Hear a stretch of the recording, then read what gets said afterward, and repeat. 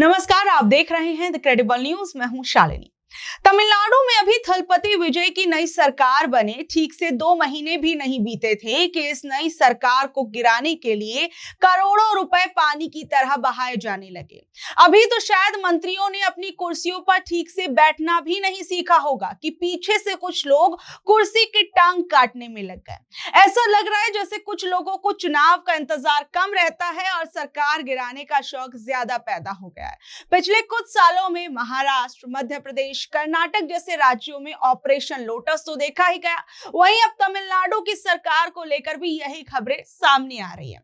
वहां की एक सीक्रेट पुलिस का कहना है कि उन्होंने विजय सरकार को गिराने का एक बहुत बड़ा प्लान फेल कर डाला। और कमाल देखिए, विपक्ष को इतनी जल्दी क्या होती है, कम से कम 2-4 महीने तो रुक जाए, सरकार को काम तो करने दे। पर नहीं, यहाँ तो खेल शुरू हो जाता है और खेला करने का काम चल पड़ता है। आपको बताते हैं कि ये पूरा मामला खुलता कैसे है। टीवी के पार्टी के एक विधायक हैं जिनका नाम है एलैया राजा। उन्होंने खुद पुलिस में जाकर शिकायत की और बताया कि उनके पास एक कंपनी का आदमी आता है और सीधे 35 करोड़ रुपए देने की बात करता है। क्यों? क्योंकि सिर्फ इसलिए कि विधानसभा की जो स्पीकर है उनके खिलाफ जब वोटिंग हो तो ये अपनी ही सरकार के खिलाफ वोट कर दे। सोचिए जरा, 35 करोड़ रुपए, इतनी बड़ी रकम का नाम सुनकर तो अच्छे अच्छे लोगों का ईमान डोल जाए। और सुनिए, जब विधायक जी ने पैसे लेने से मना कर दिया तो वो आदमी जाते जाते धमकी भी देता है कि इस ऑफर के बारे में किसी को मत बताना, नहीं तो ठीक नहीं होगा। मतलब रिश्वत भी दे रहे हैं, डरा भी रहे हैं। ये तो वही बात हो गई कि चोरी और ऊपर से सीना जोरी। खैर, पुलिस ने भी देर नहीं की। विधायक जी की शिकायत मिलते ही चेन्नई पुलिस और खुफिया विभाग एक्टिव हुआ और उस कंसल्टेंसी फर्म के कर्मचारी को धर दबोचा। लेकिन असली ट्विस्ट तो तब आया जब जांच की सुई आगे बढ़ी और रिपोर्ट कहती है कि पुलिस को इस मामले में डीएमके के बड़े नेता सेंथिल बालाजी के तार जुड़े मिले हैं। इसके बाद पुलिस ने करूर से 2 और लोगों को उठा लिया। अब कड़ियां जुड़ने लगी। बताया गया कि पकड़े गए लोगों में एक बंदा सेंथिल बालाजी और उनके भाई अशोक का बहुत खास है। जिन्हें नहीं पता सेंथिल बालाजी कौन है तो मैं बता दूं कि तमिलनाडु सरकार के पूर्व मंत्रिमंडल में ही मंत्री थे। खुफिया सूत्रों का तो यहां तक कहना है कि प्लान छोटा मोटा नहीं था। पूरी प्लानिंग थी कि टीवीके के करीबन 15 विधायकों को एक साथ इस्तीफा देने के लिए मजबूर कर दिया जाए, उनका इस्तीफा दिलवा दिया जाए ताकि विजय सरकार धड़ाम से गिर जाए। इसे कहते हैं ऑपरेशन लोटस का डीएमके वर्जन। मतलब मध्य प्रदेश, कर्नाटक, महाराष्ट्र में जो हुआ वही फॉर्मूला तमिलनाडु में भी आजमाने की तैयारी चल रही थी। अब जब इतना बड़ा धमाका हुआ तो सरकार के मंत्री शांत कैसे बैठते? टीवीके की सरकार के मंत्री सीटी निर्मल कुमार तो सीधा कैमरे के सामने आए और उन्होंने डीएमके पर आरोपों की बौछार कर दी। निर्मल कुमार ने साफ साफ कहा कि ये पूरा खेल करूर गैंग और सेंथिल बालाजी मिलकर खेल रहे हैं। और उन्होंने तो यहां तक भी दावा कर दिया कि स्टालिन और उदयनिधि के इशारे पर ही सेंथिल बालाजी कई विधायकों को 10 करोड़, 20 करोड़ और यहां तक कि 50 करोड़ रुपए तक बांटने के लिए घूम रहे थे। सोचिए, इतनी बड़ी बड़ी रकमें जो है सरकार गिराने के लिए दी जा रही है। मंत्री जी का आरोप है कि डीएमके अकेले नहीं है, वो एआईएडीएमके के नेता पलानी स्वामी के साथ मिलकर इस सरकार को गिराना चाहती है। अब बताइए, जो पार्टियां कल तक एक दूसरे की शक्लें नहीं देखना चाहती थी, वो आज एक नई नवेली सरकार को गिराने के लिए फेविकॉल की तरह चिपक गई। और इसे कहते हैं राजनीति की असली मजबूरी। जब इतने गंभीर आरोप लगे तो डीएमके ने भी अपना डिफेंस तैयार कर लिया। डीएमके के प्रवक्ता ए सर्वनन ने कहा कि भैया ये सब मनगढ़ंत कहानियां हैं। टीवीके सरकार के पास कोई ठोस सबूत नहीं है, वो बस पुलिस जांच की बातें लीक करके पब्लिसिटी बटोरना चाहता है।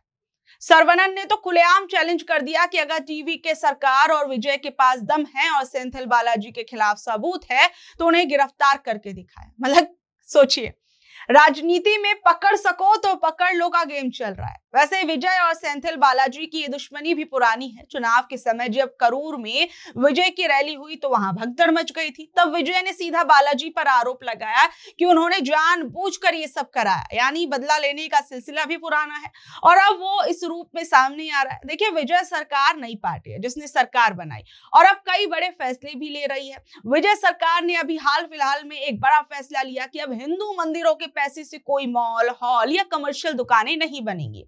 मंदिर का पैसा सिर्फ और सिर्फ मंदिर के विकास और वहां आने जाने वाले श्रद्धालुओं की सुविधाओं पर खर्च होगा। इसी फैसले के साथ सीएम विजय ने पिछले डीएम की सरकार के समय के 245 करोड़ रुपए के 46 कमर्शियल प्रोजेक्ट्स को भी सीधे रद्द कर दिया था और उन्हें टोकरी में डाल दिया था। विजय ने संदेश देने की कोशिश की कि पॉलिटिक्स अपनी जगह है और भगवान के पैसे जो हैं उस पर कोई बिजनेस नहीं चलेगा। बहरहाल आप देखिए कि जिस तरीके से अभी तमिलनाडु की पॉलिटिक्स में भारी उथल पुथल देखने को मिली है वो अपने आप में देखने वाली चीज है। अब जब मुख्यमंत्री जी ने जनता के बीच अपनी इमेज सुपर हीरो जैसी बना ली है तो दूसरी तरफ वो विपक्ष को ऐसा झटका देने जा रहे हैं जिसकी शायद ही किसी ने उम्मीद की होगी। खबरें तो ये भी सामने आ रही हैं कि एआईएडीएमके के कई बड़े नेता अपनी पार्टी को छोड़कर विजय की पार्टी टीवीके का दामन थाम सकते हैं। कहा जा रहा है कि एक साथ 5 पूर्व मंत्री, करीबन 15 पूर्व विधायक और सैकड़ों कार्यकर्ता विजय की पार्टी में शामिल हो सकते हैं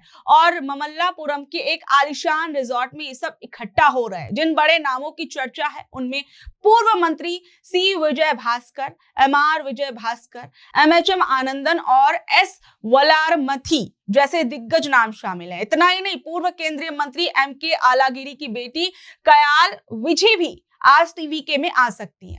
मतलब आप समझ सकते हैं कि जैसे बंगाल के अंदर देखने को मिला वहीं उसी तरीके से अब यहाँ पर भी देखने को मिल रहा है। हालांकि अभी बंगाल की स्थिति बहुत अलग है, वहां पर किस तरीके से विधायकों को और सांसदों को तोड़ा जा रहा था वहां पर, और एक से एक हिंसात्मक चीजें जो है वो सामने आ रही हैं। खबरें तो ये भी हैं कि जो विधायक अपने आप आराम से आ गए या जो सांसद अपने आप आ गए पार्टी को छोड़कर, जो नेता वो आराम से वहां चले गए, लेकिन जो लोग नहीं मान रहे हैं उनको बहुत भारी विरोध का सामना करना पड़ रहा है। महुआ मोइत्रा का हाल तो हमने देखा है कि किस तरीके से उनके ऊपर तक भी अंडे और जो है पत्थर तक उनके ऑफिस के बाहर फेंके गए।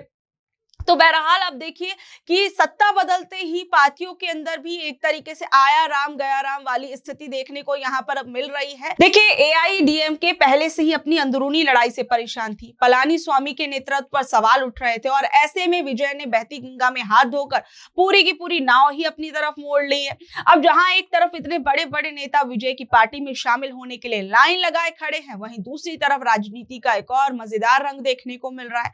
बुधवार को मुख्यमंत्री विजय ने अपनी सरकार को सपोर्ट करने वाले सहयोगियों के लिए एक शानदार बैठक और दावत रखी थी। सबको न्योता भेजा गया, लेकिन सीपीआई और सीपीआईएम ने इस दावत से दूरी बना ली। न्योता मिलने के बाद भी वो खाना खाने नहीं पहुंचे और इस पर सीपीआई के जो राज्य सचिव एम वीर पांडियन है, जो उन्होंने कहा कि देखिए हम सरकार को बाहर से समर्थन दे रहे हैं, हम गठबंधन का हिस्सा नहीं है, लेकिन अगर हम दावत में चले जाते तो दुनिया को लगता हम औपचारिक रूप से उनके साथ शामिल हो गए हैं। मतलब खैर लॉजिक तो आप समझ सकते हैं कितना है, लेकिन मुख्यमंत्री जी से मिलकर मजदूरों और किसानों के मुद्दे पर बात करेंगे, ये नेताजी कह रहे हैं, और कह रहे हैं कि सचिवालय जाकर ज्ञापन भी सौंपेंगे, सरकार को गिरने से भी बचाएंगे, लेकिन उनके हाथ का पुलाव नहीं खाएंगे।